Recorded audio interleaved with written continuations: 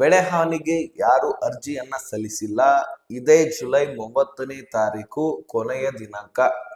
So ನಾನು ವಿಡಿಯೋದ ಪ್ರಾರಂಭದಲ್ಲಿ ನಿಮಗೆ ಕ್ಲಿಯರಿಫಿಕೇಶನ್ ಕೊಡ್ತಾ ಇದ್ದೀನಿ ಕೊನೆಯ ದಿನಾಂಕ ಯಾವುದಂತ. ಯಾಕೆ ಅಂದ್ರೆ ಬಹಳ ಜನ ಇನ್ನೂ ಕೂಡ ಅರ್ಜಿ ಸಬ್ಮಿಟ್ ಮಾಡಿಲ್ಲ. ಸ್ನೇಹಿತರೆ, ನಿಮಗೆ ಬೆಳೆ ವಿಮೆ ಸುಮಾರು 30,000ವರೆಗೂ ಕೂಡ ದುಡ್ಡು ಜಮಾ ಆಗುತ್ತೆ, ಅದನ್ನ ಕಳ್ಕೊಳ್ಬೇಡಿ. ಸೊ ಇದೇ ನಮ್ಮ ಮುಖ್ಯವಾದ ಉದ್ದೇಶ, ಪ್ರತಿಯೊಬ್ರು ಕೂಡ ಪಡ್ಕೊಳ್ಬೇಕನ್ನುವಂಥದ್ದು. ಈಗಾಗ್ಲಿ ಸಾಕಷ್ಟು ಕಡೆ ಬರ ಬಿದ್ದಿದೆ, ನೋಡ್ತಾ ಇದ್ರಿ. ಮಳೆರಾಯನ ಆರ್ಭಟ ಇಲ್ಲ, ಮಳೆರಾಯನ ಸುಳಿವೇ ಇಲ್ಲ. ಕಿನಾಲ್ಗಳಿಗೆ ನೀರು ಬಿಟ್ರು, ಮತ್ತೆ ಹಾಗೆ ಅವನ್ನ ಅಲ್ಲಿಂದ ತಕೊಂಡ್ ಬಿಟ್ರು. ಸೊ ಹಾಗಾದ್ರೆ ರೈತರೇನ್ ಮಾಡ್ಬೇಕು? ಮಳೆಗೂ ಇಲ್ಲ, ಈ ಕಡೆ ಕಿನಾಲ್ಗಳಿಂದ ನೀರನ್ನ ಭೂಮಿಗಳಿಗೆ ಉಣಿಸ್ಬೇಕಂದ್ರೆ ಸೊ ಕಿನಾಲ್ಗಳು, ಜಲಾಶಯಗಳು ಎಲ್ಲವೂ ತುಂಬಿ ತುಳುಕಾಡ್ತಾ ಇದ್ವು. ಅವುಗಳನ್ನು ಕೂಡ ಈಗ ಉತ್ತರ ಕರ್ನಾಟಕ ಸೈಡ್ ಯಾವುದೇ ರೀತಿ ಕಿನಾಲ್ಗಳು ತುಂಬ್ತಾ ಇಲ್ಲ. ಸೊ ಇಂತಹ ಸನ್ನಿವೇಶ ಎದುರಾಗ್ಬಿಟ್ಟಿದೆ. ಸೊ ಬರಪೀಡಿತ ಒಂದು ಭೂಮಿಗಳು ಎಲ್ಲೆಲ್ಲಿ ಇದಾವೋ, ಬೆಳೆಗಳು ನಾಶ ಆಗಿದಾವೋ, ನೀವು ಪ್ರತಿಯೊಬ್ರು ಕೂಡ ಅರ್ಜಿಯನ್ನ ಸಲ್ಲಿಸಬೇಕು. ಆ ಒಂದು ಲಿಸ್ಟ್ ಅನ್ನ ನೀವು ಯಾವ ರೀತಿಯಾಗಿ ಭರ್ತಿ ಮಾಡಬೇಕು, ಡಾಕ್ಯುಮೆಂಟ್ಸ್ ಏನೇನ್ ಬೇಕಾಗತ್ತೆ, ಎಲ್ಲಿ ಹೋಗಿ ನೀವು ಅರ್ಜಿ ಸಲ್ಲಿಸಬೇಕು, ಪ್ರತಿಯೊಂದನ್ನು ಕೂಡ ನಿಮ್ ಮುಂದೆ ಬಿಡಿಸಿ ಹೇಳುವಂತಹ ಪ್ರಯತ್ನ ಮಾಡ್ತೀನಿ. ಸೊ ಪ್ರತಿಯೊಬ್ಬ ರೈತರು ವಿಡಿಯೋ ನೋಡ್ತಾ ಇರುವಂತವ್ರು ಕೊನೆವರೆಗೂ ವಾಚ್ ಮಾಡಿ, ವಿಷಯ ಏನಿದೆ ಅನ್ನುವಂಥದ್ದನ್ನ ಅರ್ಥ ಮಾಡ್ಕೊಂಡ್ರೆ ಸಾಕು. 30,000 ಕಟ್ಟಿಟ್ಟ ಬುತ್ತಿ, ನಿಮ್ಮ ಬೆಳೆಗಳ ಆಧಾರದ ಮೇಲೆ ಕೂಡ ದುಡ್ಡು ಜಮಾ ಆಗುತ್ತೆ. ಸೊ ನೀವು ವಿಡಿಯೋ ಕೊನೆವರೆಗೂ ವಾಚ್ ಮಾಡಿ ಸಾಕು, ಎಲ್ಲ ಮಾಹಿತಿ ಅರ್ಥ ಆಗತ್ತೆ. ಆದಷ್ಟು ನಾನು ಒಳ್ಳೆಯ ರೀತಿಯಲ್ಲಿ ನಿಮಗೆ ತಿಳಿಯುವ ರೀತಿಯಲ್ಲಿ ಹೇಳುವಂತಹ ಪ್ರಯತ್ನ ಮಾಡ್ತೀನಿ. ಓಕೆ, ಸೊ ಈ ಬೆಳೆ ಹಾನಿ ಅರ್ಜಿ ಆಲ್ರೆಡಿ ಸಾಕಷ್ಟು ದಿನದಿಂದ ಪ್ರಾರಂಭವಾಗಿದೆ. ನಾನು ಹಿಂದಿನ ಒಂದು ವಿಡಿಯೋದಲ್ಲಿ ಕೂಡ ತಿಳಿಸ್ಕೊಟ್ಟಿದ್ದೆ. ಈಗ ಕೊನೆಯ ದಿನಾಂಕ ಇದೇ ಜುಲೈ 30ನೇ ತಾರೀಕು ಆಗಿದೆ. ಆದಷ್ಟು ಬೇಗ ಅರ್ಜಿಯನ್ನ ಸಲ್ಲಿಸಿ. ಅದು ಹೇಗೆ ಅರ್ಜಿ ಸಲ್ಲಿಸಬೇಕು ಅನ್ನುವಂಥದ್ದನ್ನ ನೋಡ್ತಾ ಹೋದ್ರೆ, ಇಲ್ಲಿ ನಿಮಗೆ ಮೊದಲನೇದಾಗಿ ಬೆಳೆ ಹಾನಿ ಪರಿಹಾರ ದುಡ್ಡು ಎಷ್ಟು ಸಿಗತ್ತೆ ಅಂತ ನೋಡೋದಾದ್ರೆ, ಈಗ ನೀರಾವರಿ ಜಮೀನನ್ನ ಹೊಂದಿರ್ತೀರಿ, ಒಂದು ಫಲವತ್ತತೆಯ ಭೂಮಿಯನ್ನ ಹೊಂದಿರ್ತೀರಿ. ಸೊ ಅಂತಹ ಒಂದು ಫಲಾನುಭವಿಗಳಿಗೆ ಸುಮಾರು 31,500 ರೂಪಾಯಿ 1 ಹೆಕ್ಟರ್ಗೆ ಸಿಗತ್ತೆ. ಕೇವಲ 1 ಹೆಕ್ಟರ್ಗೆ 31,500 ರೂಪಾಯಿ ತನಕ ಸಿಗತ್ತೆ.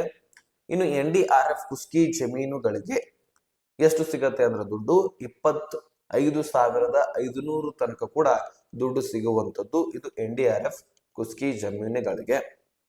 ಇನ್ನು ಸ್ನೇಹಿತರೆ, ಈ ಒಂದು ಭೂಮಿಗಳಿಗೆ ನೀವು ಅರ್ಜಿಯನ್ನ ಸಲ್ಲಿಸಬೇಕಂದ್ರೆ, ಈ ಒಂದು ಬೆಳೆ ಹಾನಿ ಪರಿಹಾರ ನಿಮ್ಮ ಖಾತೆಗಳಿಗೆ ಜಮಾ ಆಗಬೇಕಂದ್ರೆ ಗ್ರಾಮ 1, ಕರ್ನಾಟಕ 1 ಬಾಪೂಜಿ ಸೇವಾ ಕೇಂದ್ರಗಳಲ್ಲಿ ಹೋಗಿ ನೀವು ಅರ್ಜಿಯನ್ನ ಸಲ್ಲಿಸಬಹುದು. ಗ್ರಾಮ ಪಂಚಾಯಿತಿಯಲ್ಲಿ ರೈತ ಪರ ಸಂಘಟನೆ, ಒಂದು ರೈತ ಸಂಪರ್ಕ ಕೇಂದ್ರಗಳಿರ್ತವೆ, ಕೃಷಿ ಇಲಾಖೆಗಳಿರ್ತವೆ, ಅಲ್ಲಿ ಹೆಚ್ಚಿನ ಮಾಹಿತಿಯನ್ನ ಪಡ್ಕೊಳ್ಬಹುದು. ಈಗ ಇದಕ್ಕೆ ಡಾಕ್ಯುಮೆಂಟ್ಸ್ ಏನ್ ಬೇಕು ಅದನ್ನ ನೋಡ್ತಾ ಹೋಗೋದಾದ್ರೆ, ಮುಖ್ಯವಾಗಿ ಆಧಾರ್ ಕಾರ್ಡ್ ಬೇಕಾಗತ್ತೆ. ಜಮೀನಿನ ಮಾಲೀಕರ ಆಧಾರ್ ಕಾರ್ಡು, ಜೊತೆಗೆ ಪಹಣಿ ಬೇಕು. ಈ ಪಹಣಿ ಮತ್ತು ಆಧಾರ್ ಕಾರ್ಡ್ ಲಿಂಕ್ ಆಗಿರಲೇಬೇಕು, ಇದು ಕಡ್ಡಾಯವೂ ಕೂಡ ಹೌದು. ಬರೀ ಈ ಬೆಳೆ ಹಾನಿ ಪರಿಹಾರಕ್ಕೋಸ್ಕರ ಅಷ್ಟೇ ಹೇಳ್ತಾ ಇಲ್ಲ, ಮುಂದಿನ ದಿನಗಳಲ್ಲಿ ನಿಮಗೆ ಸಾಲ ಮನ್ನಾ ಆದ್ರೂ ಸಹಿತ, ನಿಮ್ಮ ಹೆಸರಲ್ಲಿ ಸಾಲ ಇದ್ರು, ಜಮೀನಿನ ಮೇಲೆ ಸಾಲ ಮಾಡಿದ್ರು, ಅದಕ್ಕೆ ಸಾಲ ಮನ್ನಾ ಆಗಬೇಕಂದ್ರೆ ಪಹಣಿಗೆ ಆಧಾರ್ ಕಾರ್ಡ್ ಲಿಂಕ್ ಆಗೋದು ಅತಿ ಅವಶ್ಯಕ. ಈ ಪಹಣಿಗೆ ಆಧಾರ್ ಕಾರ್ಡ್ ಲಿಂಕ್ ಮಾಡಿಸೋದಕ್ಕೆ ನಿಮ್ಮ ಒಂದು ಆಧಾರ್ ಕಾರ್ಡು, ಪಹಣಿ, ಒಂದು ಮೊಬೈಲ್ ಸಂಖ್ಯೆ, ಪಾಸ್ಪೋರ್ಟ್ ಸೈಜ್ ಫೋಟೋ ಇದ್ರೆ ಸಾಕು. ನಿಮ್ಮ ತಾಲೂಕಿನಲ್ಲಿರ್ತಕ್ಕಂತಹ ಗ್ರಾಮ ಪಂಚಾಯಿತಿಗೆ ಹೋಗಿ ಅಲ್ಲಿ ಗ್ರಾಮ ಲೆಕ್ಕಾಧಿಕಾರಿಗಳ ಹತ್ರ ಈ ಪಹಣಿಗೆ ಆಧಾರ್ ಕಾರ್ಡ್ ಅನ್ನ ಲಿಂಕ್ ಮಾಡಿಸ್ಕೊಳ್ಬಹುದು. ಇನ್ನು ಈ 2 ಡಾಕ್ಯುಮೆಂಟ್ಸ್ ಗಳಾದ್ವು. ನಿಮಗೆ ಬೆಳೆ ಹಾನಿ ಪರಿಹಾರ ಅಷ್ಟೇ ಅಲ್ಲದೆ ಉಳಿದಂತಹ PM ಕಿಸಾನ್, ಫಸಲ್ ಬಿಮಾ ಯೋಜನೆ, ಸಬ್ಸಿಡಿ ಮುಖಾಂತರ ಟ್ರ್ಯಾಕ್ಟರ್ ಗಳನ್ನ ಪಡೆಯೋದು, ಅದೇ ರೀತಿಯಾಗಿ ಸಾಲಗಳನ್ನ ಪಡ್ಕೊಳ್ಳೋದು, ಇದೆಲ್ಲವೂ ಕೂಡ ನಿಮಗೆ ಬೇಕಂದ್ರೆ ಪಹಣಿ ಆಧಾರ್ ಕಾರ್ಡ್ ಲಿಂಕ್ ಆಗೋದು ಬಹಳ ಇಂಪಾರ್ಟೆಂಟ್.